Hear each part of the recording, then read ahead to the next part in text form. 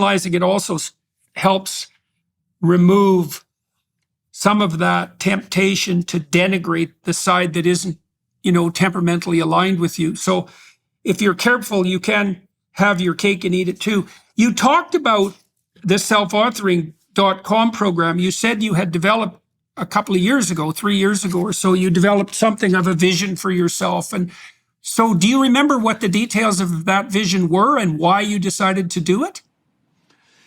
Yeah. So I'd used a couple of years. So I'd used the self-authoring, and I also used the personality trait for my wife and I before we got married. And understand myself. Understand myself. Yeah. Okay. So we've used both of those, so we could figure out how we had just moved in together, and we had maybe been dating a couple of years prior to that, and we were getting ready to get married. And it was like trying to figure out how we could, like any couple, when you're living together, things are much different than when you're not living together, and you really learn how you have to sort of work around each other at home. And so, we used that. But self-authoring was more of just trying to figure out where my direction was, because I had, I dropped out of high school. I moved to Western North Carolina, sort of in this pursuit of adventure, I guess. And then I'd had the head injury and I had to move back. And so everything that I had sort of planned, like my vision of what I thought my 20s going into my 30s would look like, completely flipped upside down. And I landed the sales job, still kind of in the industrial construction industry, and it was paying the bills, and I got to talk to people every day. And so I was like, well, I'm pretty cool with this, but this really isn't what I want to do with my life. And I did the self-authoring program and realized that I really needed to make some big changes in my 20s. And part of that was selling our house. We bought some acreage and, moved into and this really almost cost me my marriage, but I was like, hey, honey, we're selling the house and we're buying some land a mile off the road that's full of ticks and mosquitoes and snakes, and we're going to live in a camper for a couple of years until we can try to afford a mortgage. And but that was the beginning of kind of the vision of all this, that I wanted to be. It's funny, I was having this conversation with my mom earlier, but she said, I remember you saying the other day that you really said that by the time you were 35, you wanted to have freedom of finance and be able to do, not necessarily retire, but be able to do whatever it is you wanted to do, which was, for me, we want to get into regenerative agriculture. And I'm very interested in forest raised poultry. And I love being in nature. That's just where I seem to thrive. So it was sort of changing my direction away from I don't need a big mortgage. I don't need a car payment. So I had a nicer truck I sold, and I bought this old Suburban for $2,000 and started driving it. And so we got rid of our car payments. We got out of our debt.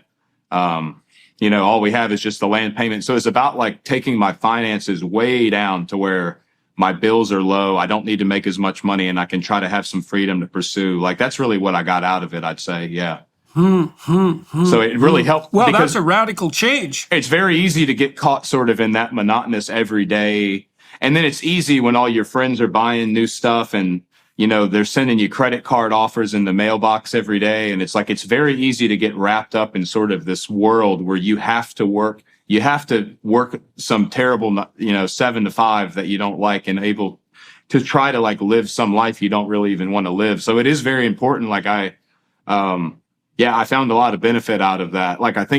I think in an ideal world, you could just sit down with a notepad and do exactly the same thing. But the nice thing about self-authoring is that it sort of lays out the steps for you to where you can just answer those questions in a way and be able to reflect back a lot easier. For somebody like a Joe Schmo like me that's not in psychology, it just speeds up the process tremendously of trying to figure out whatever it is. You get caught up in the day-to-day of life, and in 5 years, 10 years later, you've lost whatever it was you were 10 years ago. It's very easy to just stay in the present moment and not take the time to reflect into the past and the future in a way to align yourself with whatever it is you really want to be. And I think that's where anxiety and depression and divorce and anger and all these things, these terrible things manifest themselves into like a house, to a family household, and the mother and the father fight and they get divorced and the kids are like, things fall apart because people don't take the time to just figure out like, where is this train really headed, you know? So it is, I'd highly recommend people do that. That's the famous line, the people perish where there is no vision, the people perish. And that's literally the case, because there's a bunch of reasons for that. Is if you have no vision, you have no well-developed aim. And if you have no aim, you have no direction. And that means you're lost. And if you're lost, you're anxious. And so then you're enveloped by anxiety. And then if you have no aim, you have no hope, because hope is always experienced in relationship to an aim. And if you're in a marriage or other collective and you have no collective aim, then you're in conflict because nothing unites you. And then, you know, when my colleagues and I were developing the self-authoring program, one of the things that really struck me to the core, and them too, was the fact that, you know, you said that for a Joe Schmo like you, the self-authoring program was useful because it broke things down. It's like, well, everybody needs that. You know, it took me 10 years of clinical work and training graduates and undergraduates to understand how to break down a vision of the future into its constituent steps. And that's partly because we are stunningly bad at that in our culture. You know, and I did some research into the history of the education system to find out why that was, because I thought, how the hell can we have an education system where I can have top-rate students who've been through 15 years of school, who've never been sat down once and told, write a vision for your character and your life. And I found out that the education system itself, which was based on the Prussian military model, was designed consciously by people who regarded themselves as fascists. This was in the late 1800s, who wanted to produce obedient workers who couldn't think for themselves. So, hey, man, guess what? 150 years later, that's exactly what we've got.